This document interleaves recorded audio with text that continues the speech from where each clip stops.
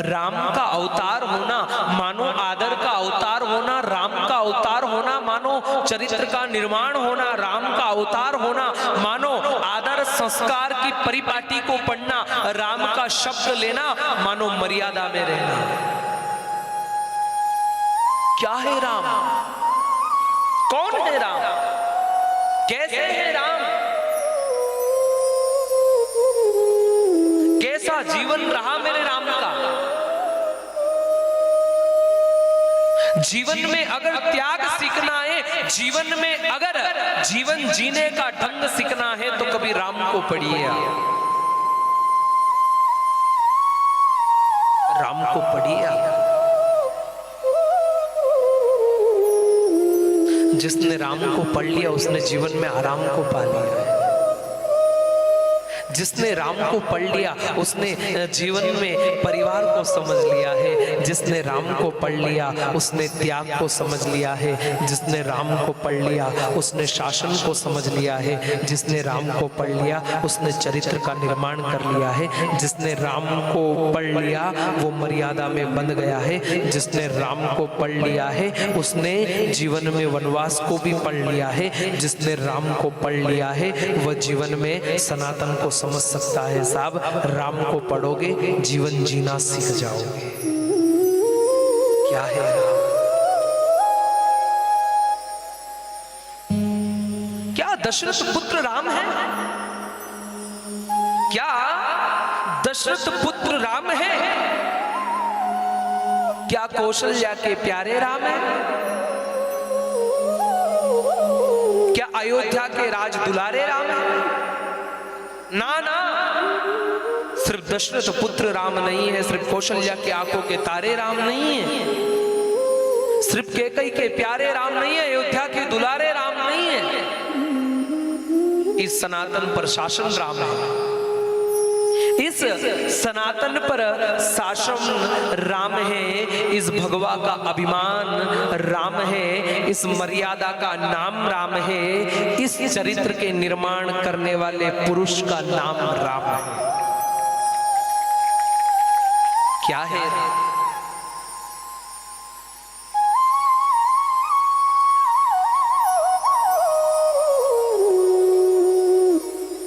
राम, नन्हे से राम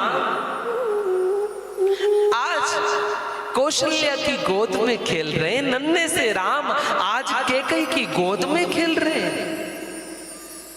जिस कैकेयी रूपी पात्र को संसार ने नकार दिया, हम सत्य कहते हैं साहब, जितना प्रेम एक कैकेयी राम से करती थी ना, उतना प्रेम तो कभी कौशल्या ने भी राम से नहीं किया।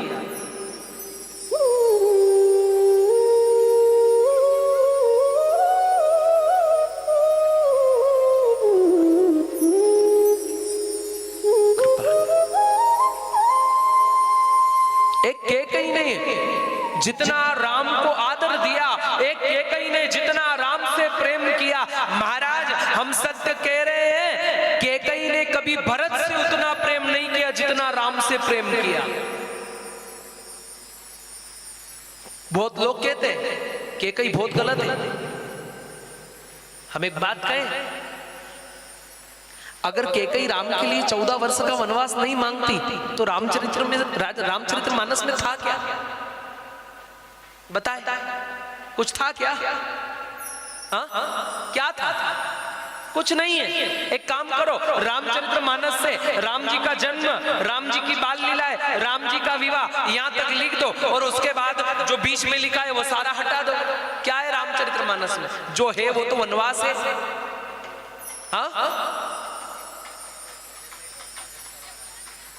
आइए हम बड़े भाव से रामचरित्र मानस को एक भजन के माध्यम से सुनते हैं। राम कहानी सुनो, श्री राम कहानी, श्री राम जय राम जय जय राम, है ना? बड़े भाव से इस भजन के माध्यम से पूरी रामचरित्र मानस को हम समझने का प्रयास करते हैं। आइए बड़े भाव से श्री राम जय राम जय जय राम, श्री राम जय राम जय जय राम, श्री राम जय राम जय जय राम, श्री राम जय राम जय जय राम। राम कहानी सुनो रे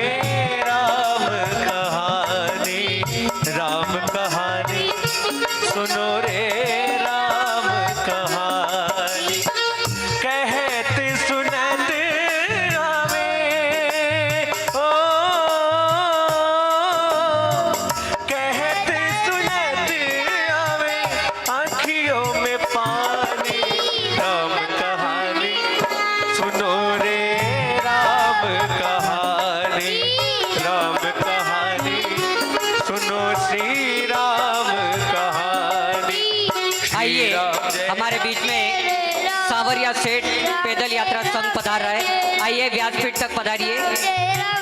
आइए, आपका स्वागत है। व्यासपीठ पे पधारे, परम पूज्य गुरुदेव से आशीष ले गए। श्री राम जय जय राम, श्री राम जय जय राम, श्री राम जय राम श्री राम जय राम जय राम।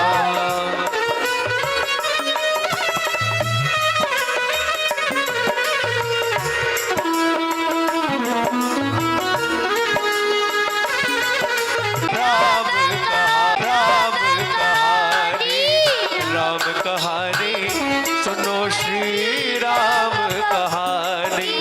श्री राम जय राम, श्री राम जय राम, श्री राम जय राम जय राम, श्री राम जय राम जय राम। हमारे पैदल यात्री सांवरिया संघ मंडल का परम पूज्य गुरुदेव से उपरना उड़ा करके स्वागत किया जा रहा है। जोरदार ताली बजा के एक बार सभी आप भी अभिवादन करें। बहुत बहुत साधुवाद।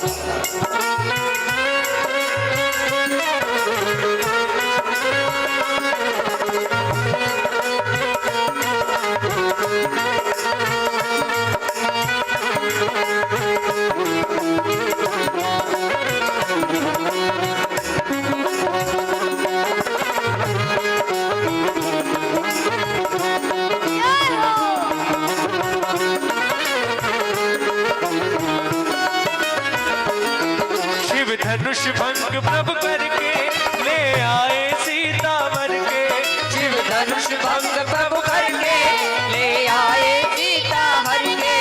हर त्याग भय वनवासी, पित की आज्ञा सिर धर के। हर त्याग भय वनवासी की आज्ञा ले धर के। लखन सियाले संग हो, लखन सियाले संग छोड़ी रजधानी। राम कहानी सुनो रे, राम कहानी, राम कहानी सुनो रे, राम कहानी।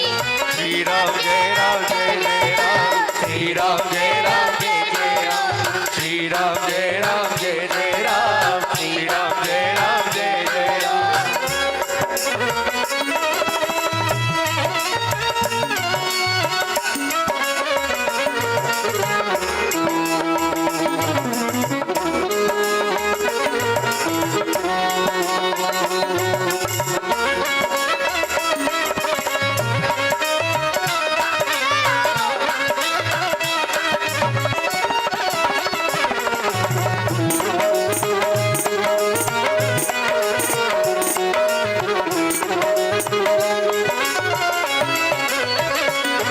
फल भेष भिक्ष का धर के, भिक्षा का आग्रह करके।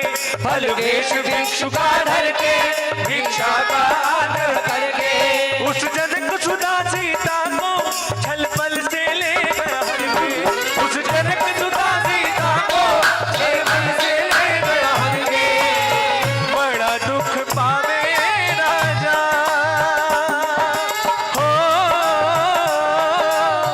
बड़ा दुख पावे राजा राम जी की रानी। राम कहानी सुनो रे, राम कहानी, राम कहानी सुनो रे, राम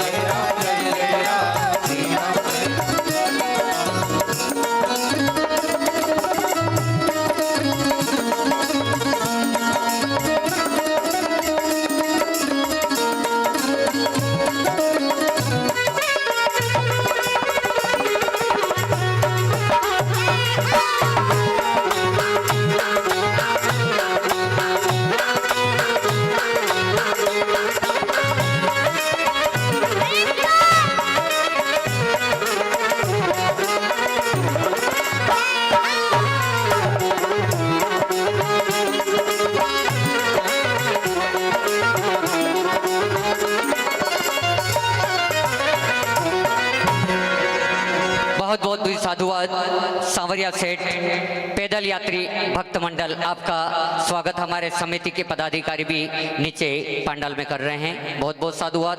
आइए हम सभी कथा का रसास्वादन करते हैं, क्योंकि कथा का आनंद अति आनंद है। आइए, हमारे पास में अभी झांकी कृष्ण लला का जन्मोत्सव भी हम मनाएंगे।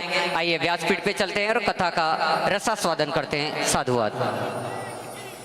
बोलो सांवरिया सेठ की, सांवरिया सेठ पैदल संघ यात्री, बहुत बहुत स्वागत, अभिनंदन आपका। प्रतिवर्ष पैदल यात्री हैं आप? प्रतिवर्ष पैदल सांवरिया जी प्रतिवर्ष जाते हैं पैदल?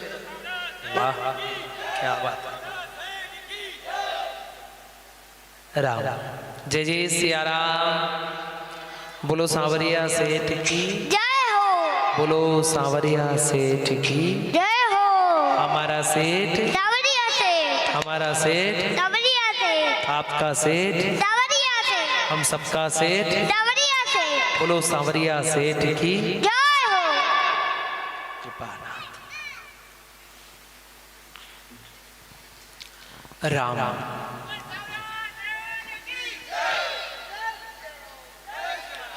चिन्ह राम का प्राकट्य अयोध्या की धराधाम पर हुआ।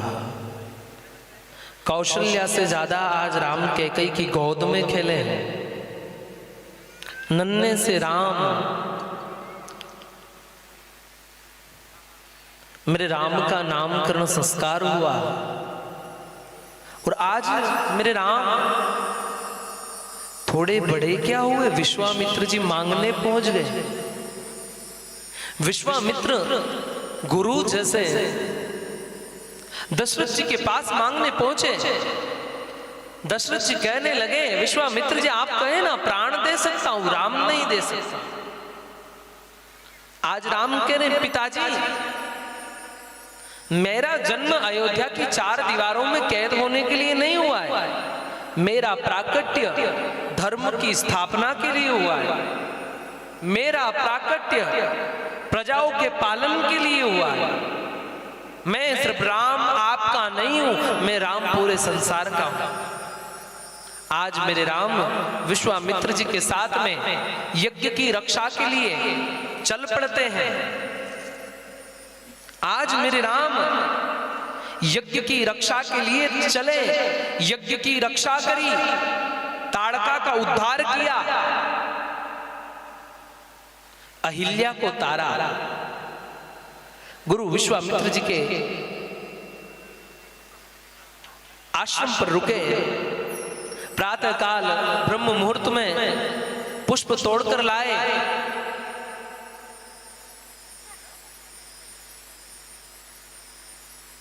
स्वयंवर का निमंत्रण था।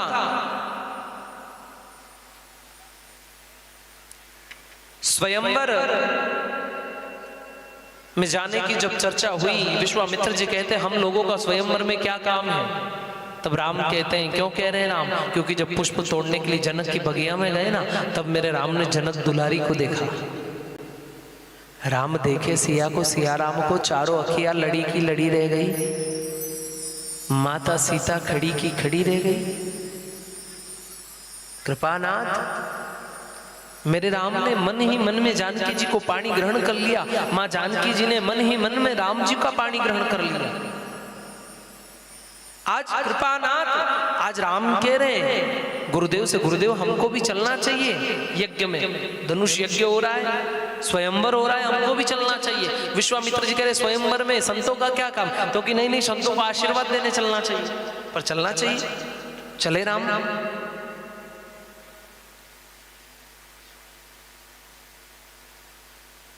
जिस जनकपुर के अंदर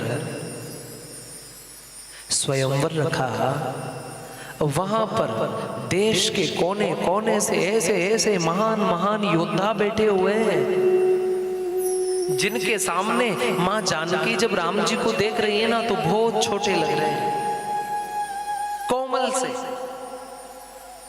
जिनके कर कमल भी कोमल से लग रहे हैं। मन में ऐसा आ रहा है, पिताजी ने धनुष यज्ञ तो रख लिया है, हे विधाता, जिसको मैं वर्ण करना चाहती हूं, क्या वह धनुष को तोड़ पाएंगे? एक एक बड़े बड़े महान महान योद्धा धनुष को तोड़ने का प्रयास करते हैं, तोड़ना तो दूर की बात है, धनुष को तनिक हिला भी नहीं पा रहे। आज मां जानकी प्रार्थना करती है सदाशिव से, हे सदाशिव कृपा करना, मैं जानती हूं इस धनुष को तोड़ना हर किसी के बस की बात नहीं है, पर हे सदाशिव, हे महादेव कृपा करना कि जिसका चयन इस जानकी ने किया है, वो वल्कल वस्त्र धारण करने वाले, वो नन्हे नन्हे कर कमल वाले, वो जो बैठे हैं नन्हे नन्हे से एक श्याम रंग के श्याम वर्ण के बैठे हैं, उन रघु के हाथ से ये धनुष टूट जाए, इतना तिनके के समान कर देना महादेव कि मेरे राम इस धनुष को एक हाथ में उठा करके तोड़ दे, ऐसा कर देना। ये जानकी प्रार्थना कर रही है सदाशिव से। जब धनुष को कोई हिला भी नहीं पाए, तब जनक ने कहा, क्या ये धरती वीरों से विहीन हो गई? और इतना सुनकर के लक्ष्मण जी बड़े क्रोधित हुए। लक्ष्मण जी ने कहा, क्या कह रहे हो? अरे ओ जनक जी, एक बार गुरु विश्वामित्र आदेश करे, एक बार मेरे राम आदेश करे, ऐसे एक क्या हजारों धनुष को तिनके के समान उछाल दो। कहे तो सही धरती को गेंद बनाकर उछाल दो। राम ने इशारा किया, बैठिए। लक्ष्मण बहुत क्रोधित है, शेषावतार है, क्रोध तो रहेगा। बिठाया, गुरु ने आदेश किया, राम खड़े हुए, जनक जी को प्रणाम किया, गुरु को प्रणाम किया, अपने इष्ट सदाशिव को प्रणाम किया, पहुंचे धनुष के पास, प्रणाम किया, जानकी की तरफ देखा। जानकी जी के मन में एक ऐसा लग रहा था, ऐसा ना हो कि धनुष न तोड़ पाए, लेकिन देखते ही देखते उस स्वयंवर के अंदर मेरे राम उस धनुष को उठाते हैं, तुनीर चढ़ाते और तोड़ देते हैं। आकाश में धुंधली बाजे बजाए जाते, पुष्पों की वर्षा अप्सरा नृत्य करने लगे। मेरे परमात्मा का पाणी ग्रहण संस्कार होता है, पाणी ग्रहण संस्कार हुआ, वरमालाएं हुई, परशुराम जी प्रकट हो गए, शांत किया गया।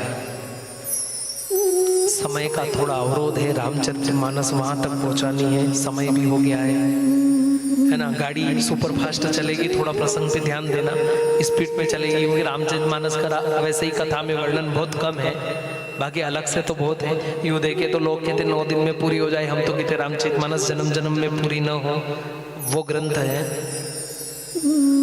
तो हम थोड़ा कथा को, है ना, गाड़ी नहीं चलती स्पीड में, 100 प्रेस ट्रेन ऐसे चलेगी, कृपा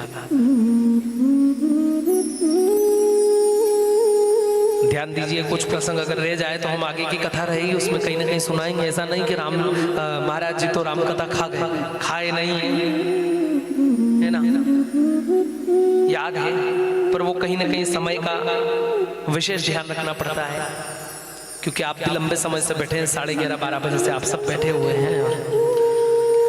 कृपा बात, पाणी ग्रहण संस्कार हुआ, चारों भैया का विवाह वहीं होता है। मेरे राम जब कई महीनों तक बारात जनकपुर में रुकी है महाराज, जब बारात की विदाई का समय आता, तब एक न एक कोई ना कोई दूल्हा फिर तैयार हो जाता, फिर विवाह होता। ऐसा कहते हैं कि अयोध्या से आए हुए बारातियों का आधों का विवाह तो जनकपुर में, कहीं ना कहीं आए तो एक काम करो, ये बालक और इसका भी विवाह हो जाए, ये बालक और इसका विवाह हो जाए।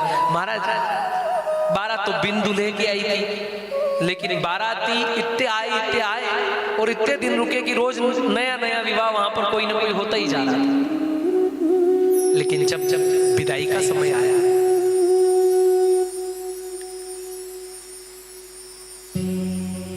आज जनक जी माँ जानकी की माँ सुनैना आंखों से आंसू बहने लगे हैं। आज सुनैना कहती है, जानकी तुम्हें हमेशा हृदय से लगाकर रखा है। जानकी तू थी ना घर में तो ऐसा लगता था घर घर है, आज ऐसा लग रहा है कि जनक की बगिया तो रह गई है पर पुष्प जा रहा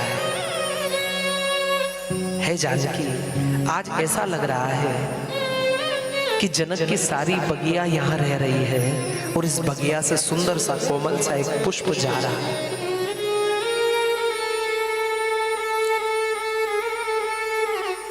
आज एक बेटी माँ को धीरज बजा रही है। जानकी कह रही, माँ एक बात कहूं, आपको अपनी परवरिश पर विश्वास है ना, अपने संस्कार पर विश्वास है ना, आप चिंता मत करना। आज जानकी कह रही, माँ मैं आपसे हाथ जोड़कर के आग्रह करती हूँ माँ, हे सुनैना, हे माँ, मेरे बाबा जनक जी का ख्याल रखना, वो मुझे बहुत याद करेंगे।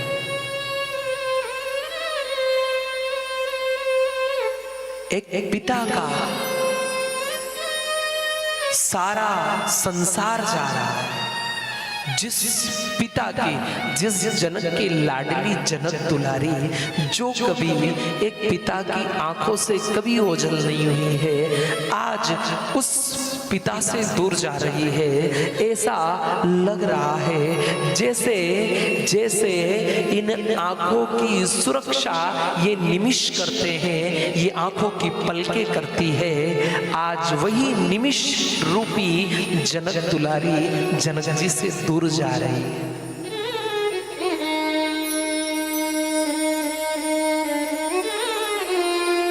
आज डोली में बिठाकर जनक जी ने जानकी को विदा नहीं किया।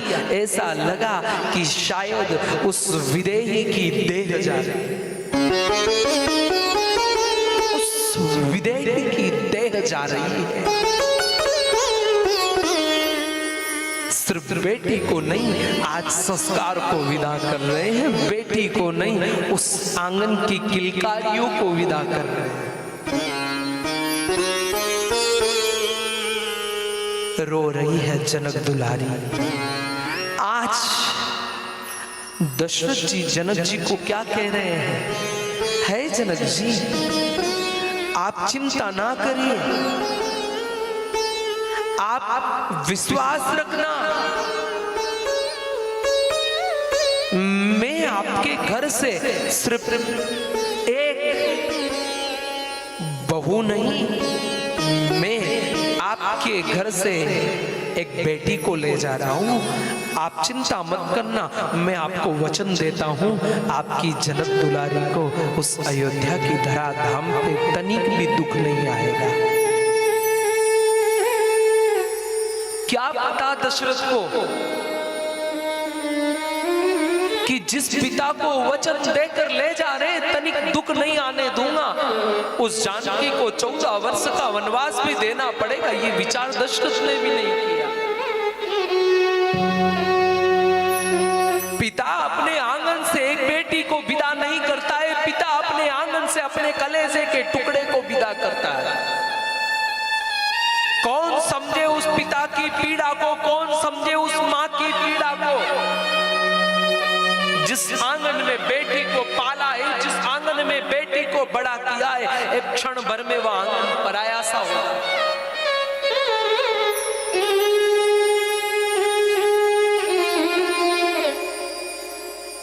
आज जनक दुलारी डोली से उतरकर पिता के पास दौड़ती हुई पहुंची, जनक जी को हृदय से लगा लिया और आज एक बेटी पिता को धीरज बंधा रही है। बाबा चिंता मत करो, बाबा मैं फिर आ जाऊंगा, बाबा मैं रानी की तरह इस जनकपुर में रही हूं, आप चिंता मत करना, उस अयोध्या की धराधाम पे भी आपकी बेटी रानी बनकर रही। पिता वचन देती हूं, वचन देती हूं, यहां से डोली उठ रही है तो अयोध्या से सिर्फ मेरी अर्थी उठेगी, इससे पहले मैं अयोध्या का आंगन छोड़ूंगी नहीं।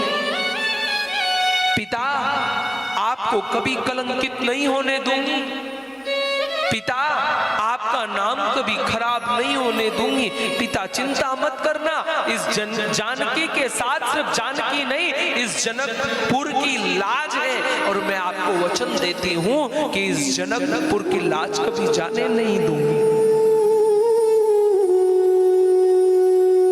जनक जी कह रहे हैं, एक छोटे से परिवार से इतने बड़े परिवार में भेज रहा हूं बेटा।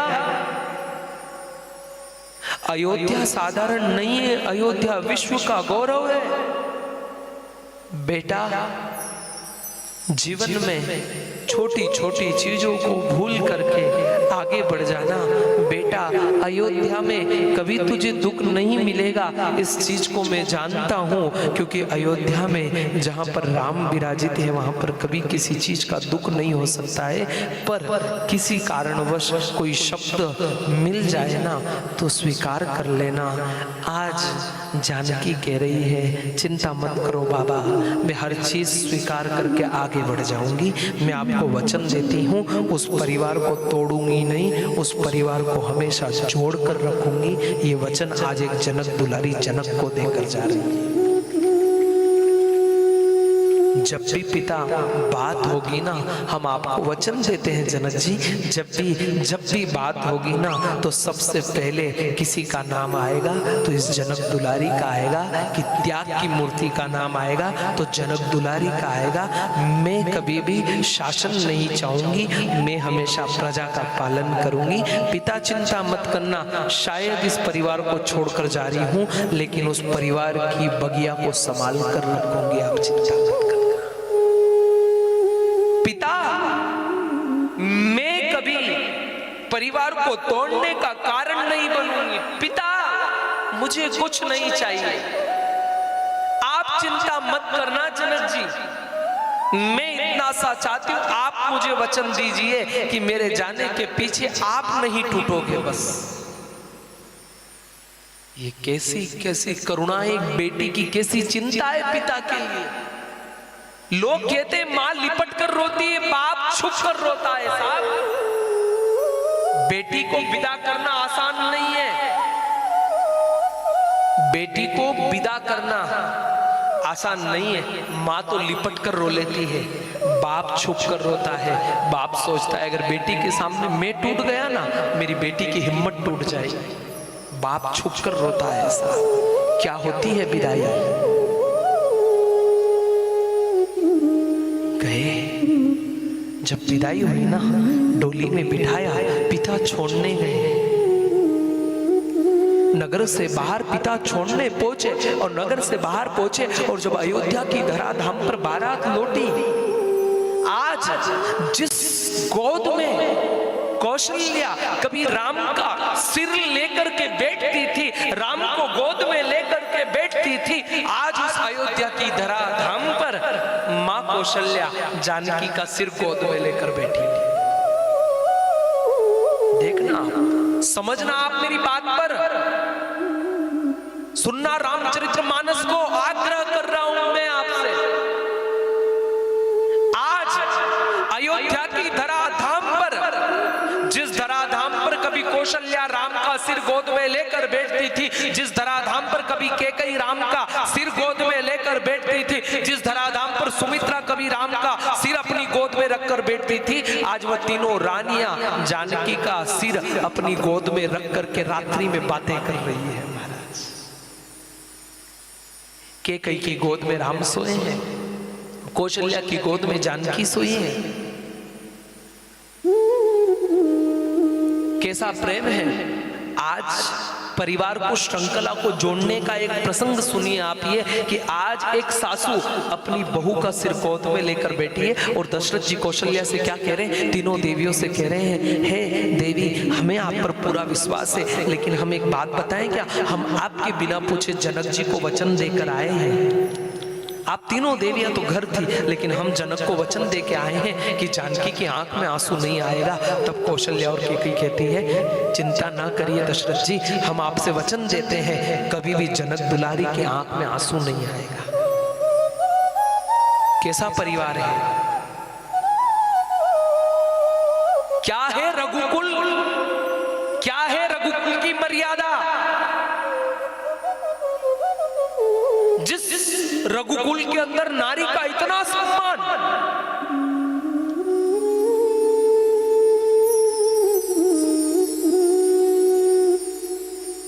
कैकेयी राम से पूछ रही है रात्रि समय में, गोद में सिर रख करके पूछ रही, क्या राम एक बात बताओ, शायद सत्य बताओ ना हमें, क्या धनुष तुमने ही तोड़ा है?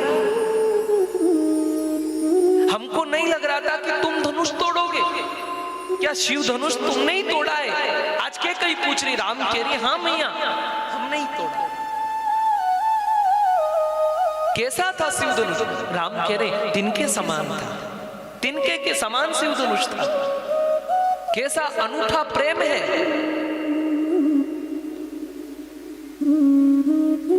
कैकेयी कह रही राम हमारे प्रेम को, हमारी वात्सल्यता को किसी की नजर ना लगे। एक दिन दशरथ जी ने दर्पण देखा, दर्पण में क्या देखा? श्रवण के समीप श्वेत केश देखा, और श्वेत केश देख करके मन में ऐसा भावना आ गई कि मुझे राज्य छोड़ देना है। विचार करना, प्रजाओं से क्या पूछा? दशरथ जी ने प्रजा से पूछा, निर्णय स्वयं ने नहीं लिया। दशरथ जी प्रजा से पूछते हैं, मंत्रियों से पूछते, सिपाहियों से पूछते। दशरथ जी कह रहे हैं कि मैं चाहता हूं कि अब राज्य राम को दे दिया जाए।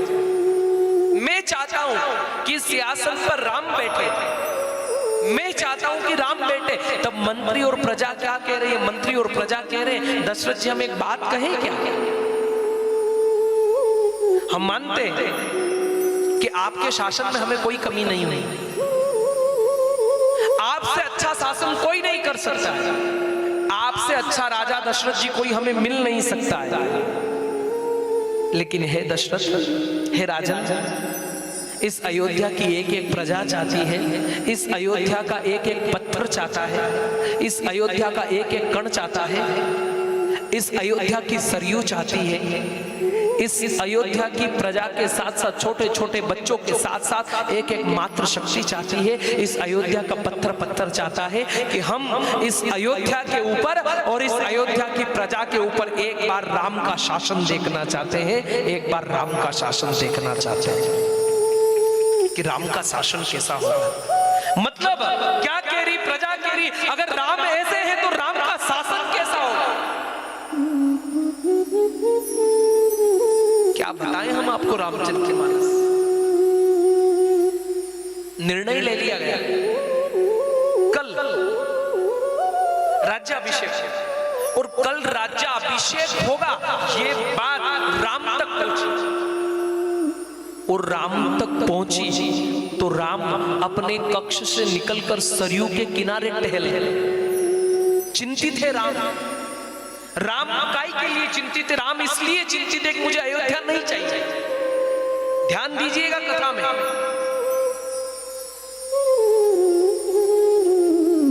राम ने वशिष्ठ जी को बुलाया। गुरु वशिष्ठ से, गुरुदेव ये क्या हो रहा है अयोध्या में?